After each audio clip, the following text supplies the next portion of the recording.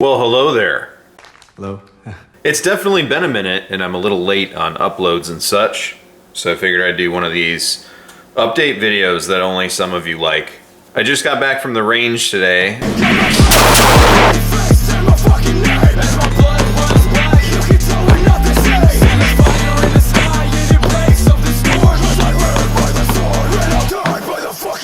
I was going to do an update video on the accuracy testing for the nights, but I'm just gonna roll it into the review so it's not back-to-back nights videos. First things first, Dugan. And when you go to the gun store, you walk right up there to that counter and you say, "Hey, I need some I don't know if you saw the video he put out, it's in the description. He got some help. He saw some doctors and made some changes, and he's doing much better now. A lot of times in our society and just in general, we don't get to see the fruits of our labor. And to see Dugan put out a video where he's doing better really made my heart happy. And knowing that he's going to be okay moving forward and those adjustments he made are going to allow him to do much better with his condition moving forward makes me very happy, and he's going to have some quality time with his kids and his spouse so he can maximize his time on this planet. I definitely encourage everybody to give that video a watch. It's in the description. But we did a great job.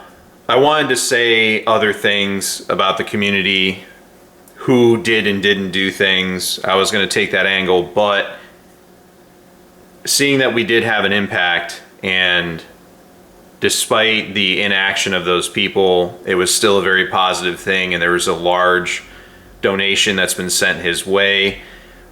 We're looking a lot better, and I think that it's good to end on a positive note. So just keep an eye on that situation, and it was just nice to be able to do something for somebody who had given us so much in the past and a lot of laughs.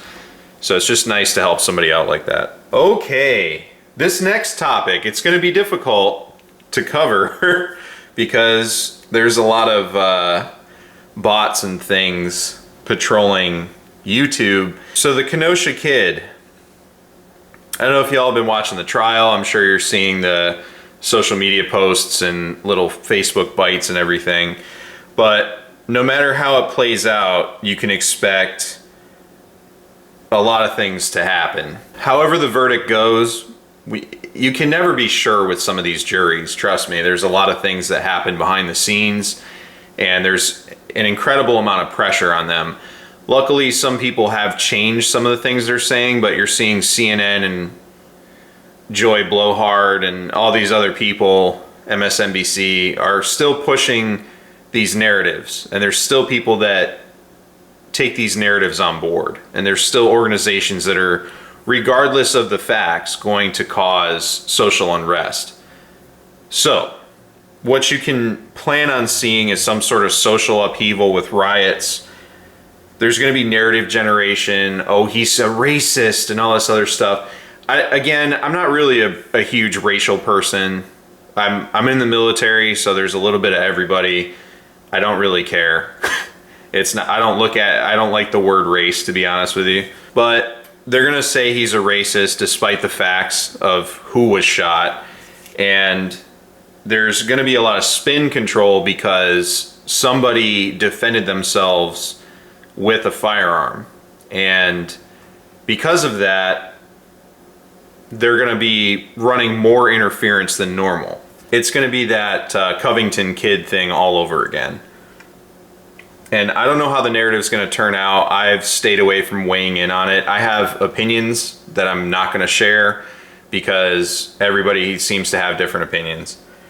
It's funny too, because I see the same people preaching about civil war, and then they'll shit on this situation. They'll just talk shit about it and be like, "Oh, that's brr." And you're like, "Hey buddy, what the fuck do you think a civil war is?" He's not going to be the only 17-year-old out there with a gun if that shit kicks off, first off. Oh, man. before I finish this point here, I love people's ability to divorce themselves from staying intellectually consistent on things.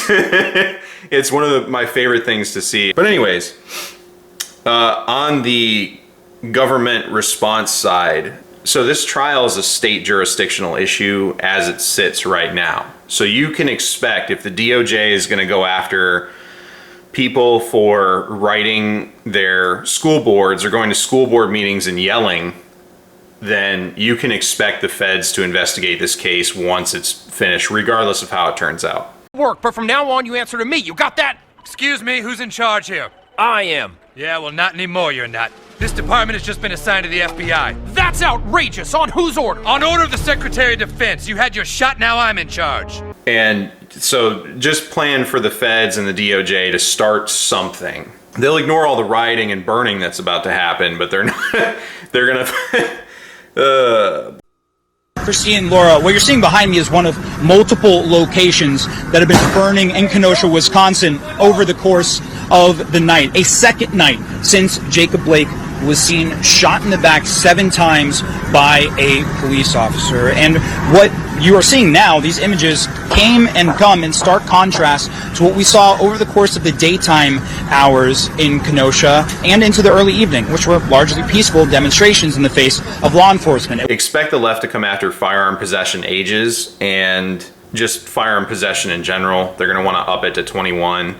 And there's already places where cases like that are underway. Just expect more of them. And they're going to try to further erode rights, probably interstate transport of firearms, stuff like that. They're going to be going after that stuff.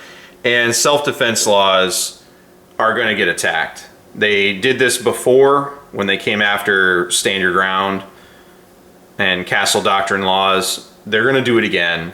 They hate them. They don't feel like you should be able to defend yourself. These people are ideologs. They don't care about the individual. They don't care about individual liberties. They don't care about individual freedoms, inherent right to self-defense, any of that stuff. They need people to get brutalized. They need women to get raped. They need all this stuff to happen so they can have a boogeyman. It's not about stopping the rape. It's not about stopping somebody getting assaulted. It's not about any of these things. It's we need to remove the ability of the individual to defend themselves, which is not what the law is. Like it's the law of the land. All right. I don't care if you like it. I don't care if you hate it. It's the law of the land. And we have these God-given rights, the inherent right to self-defense. I think that anyone, regardless, I'm not talking about offensive stuff. I'm talking about someone kicks your door in and says, I'm going to kill you and rape your wife. And they don't want you to be able to respond to that situation. They want you to be a victim of that situation so then they can control how they're going to police, what they're going to police. Oh my God, look at these poor people. How could this have happened? If only we had just had stricter laws, you know? And then it always punishes the people that had nothing to do with it. That's their playbook. So before people start saying, well, that's not fair or this is ridiculous, it is. It's their playbook. And people might reject that characterization, but history has a lot to say about that you can point to substantiate all those accusations I just made. But what does this mean? It means donate to the FPC now, because we're going to need to go to court here soon. I promise you. And then the last half of this video here, prepare. Just prepare. They're looking at shutting down another pipeline. We don't have it hard enough as it is. I'm not paying enough for gas, apparently. It's in the news. It's during press conferences. They're desperately trying to run damage control. The Biden administration is reportedly considering shutting down another U.S. pipeline, even as gas prices are surging and as the White House admits Americans will have to pay more to heat their homes heading into winter. Joining us now, Congressman Carlos Jimenez, House Transportation and Infrastructure Committee member. And Congressman, you are the perfect person to talk to about this because of that committee you sit on. We're talking about Line 5, which transports 540,000 barrels of crude oil from Canada to Michigan every day. And apparently the Biden administration is considering having that pipeline go the way of the Keystone Pipeline because indigenous tribes don't want the pipeline there. Thank you. The Energy Secretary says about the cost of Americans heating their homes in the winter, it will be more expensive this year than last year. So why is the administration now considering shutting down the Line 5 pipeline from Canada to Michigan? So, Peter, that is inaccurate. That is not right. Canada remains a key U.S. partner in energy trade as well as efforts to address climate change and protect the environment. I will also add this too, is that the current Line 5 pipeline is subject to litigation between Enbridge and the state of Michigan. So again, it is inaccurate what you just stated. What's inaccurate? But the reporting about us wanting to shut down the Line 5. I said, is it being studied right now? Is the administration studying the impact of shutting down the Line 5? Yes, we are. So then what's inaccurate? Well, I thought you were saying that we were going to shut it down, but that is not inaccurate. Okay, great. But the Army Corps of Engineers is preparing an environmental impact to look through this. Okay. And it's kind of like that kid that's in their room and they're remarkably quiet for some reason. They're never quiet. They're always running, screaming, doing stuff, that you're always constantly engaging with them about, like, hey, stop doing that. Stop hitting your sister. Stop doing this. But now they're remarkably quiet. And every time you open the door, they're doing something horrendous they're not supposed to be doing. That's what's going on right now. We feel kind of helpless, but you can start doing things now. Little things like I've been saying this entire time, just do little tiny things here and there to prepare yourself to be in a better position should these things get worse, which they're working to do. And just like I said before, ideologs and authoritarians do not care about the suffering of the individual. And just kind of taking a step back, there's some Republicans who have taken this moment where they've seen gas prices spike to criticize sort of the administration big picture, right? Canceling the Keystone Pipeline, halting leases for new drilling leases on federal land, saying that sort of the administration's policies writ large have contributed to the rise in gas prices. What's your response now to that? Our response is that one, we haven't canceled existing there are existing leases that are continuing. Just to be clear, I know you know that, not new leases, but just to be clear, and I know that's been a criticism, so that's why I said that, not an accurate one. Look, our view is that the rise in gas prices over the long term makes an even stronger case for doubling down our investment and our focus on clean energy options. All they care about is furthering their agenda, pushing the message, and all this other stuff. They don't care about you. Don't think for a second they do. Just these last 10 months, you can go through all these times that promises were made and those same people came to the table to ask for those promises to be delivered, even though I don't agree with them ideologically. The same person that said, I got your back, is now like, get the fuck out of my office. So just, they don't care. They don't care about the individual. They don't care about people suffering. They'll say things like, yes, we know it's harder to put food on the table and put gas in your vehicle and all this other stuff. And we hear that and say, then fix it. And they don't, because they want to push their bullshit. They want to push these massive spending packages. So don't think these people care about you. And it's not just Democrats. For those that are diehard Republicans, all right? It's not just Democrats. There's plenty of Republicans that are jumping across the aisle that are tripping over themselves, running down the aisle to try to vote for these things too. So you got to stay on top of it. We have supply chain issues already happening, lack of security. Our agencies that are supposed to be fighting terrorism and providing security and all this other stuff are either being defunded at the local level or at the government level. They're focusing them internally at people that are not a security threat. So they're just being squandered. It just boils into this mess where there's no one coming to help you. You have to be self-reliant and self-sufficient. And that's something that you should always strive to do in the first place. And it's not always easy. Life gets in the way. You got to put tires on your vehicle. You got to chop down a tree because a windstorm took it down onto your neighbor's house or something like that, right? There's always something going on.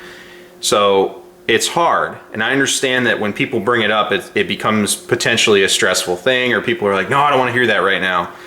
Well, the world's not going to wait for you. These authoritarians and ideologues are not going to wait. They're going to keep pushing their shit. And there's going to be all these useful idiots standing in line to vote for them. Luckily, though, as we saw in Virginia, both for the governor and the lieutenant governor, as well as a lot of state house seats turned red because people are pissed off and fed up and they went and voted. There's a lot of people in the comments frequently that say voting doesn't work. It does.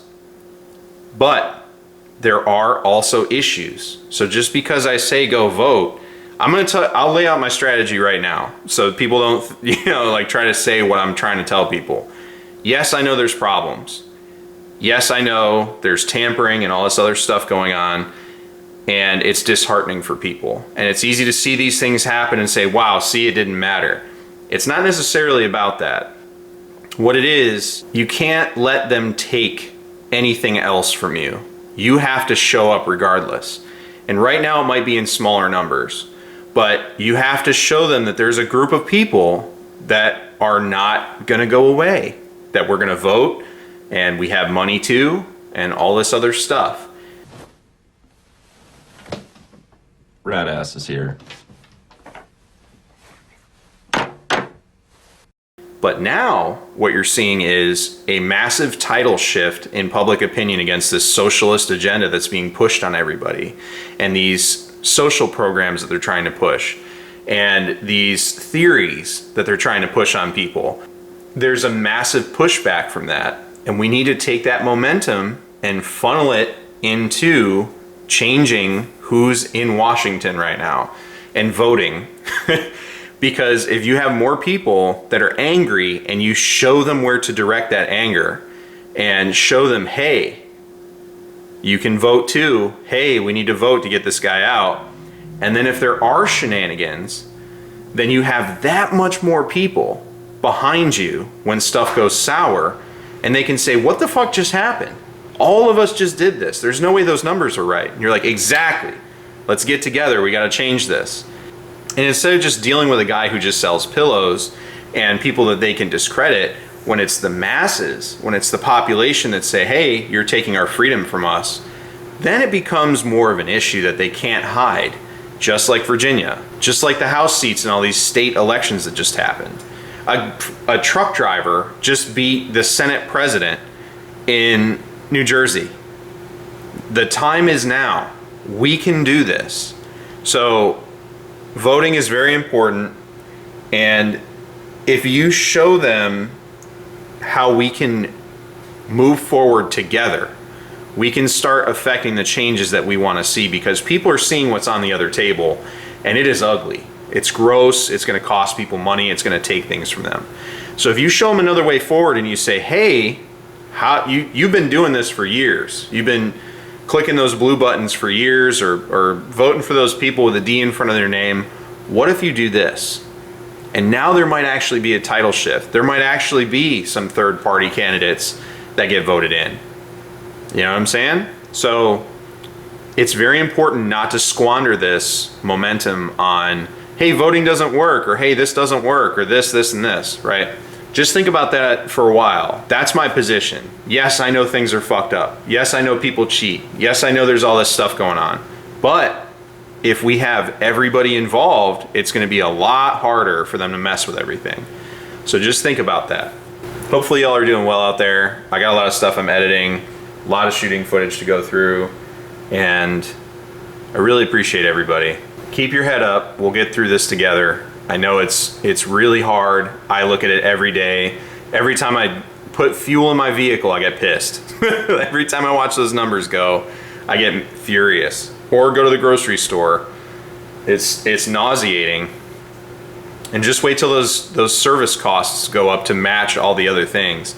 They're kind of waiting for it to stabilize, and then they're going to raise prices. So we have to stay involved. We have to keep the pressure up, both with our representatives, donate money to the FPC, Judicial Watch, and if you see a candidate you like, send them $5. We can do this together, I promise. Thanks for watching. Take care out there. Please don't open the door. Did you make a messy toilet again? I did. I had an accident. Whoopsie. I just wanted to... No, Pastor, don't open... Oh, Guillermo. You should really drink more water.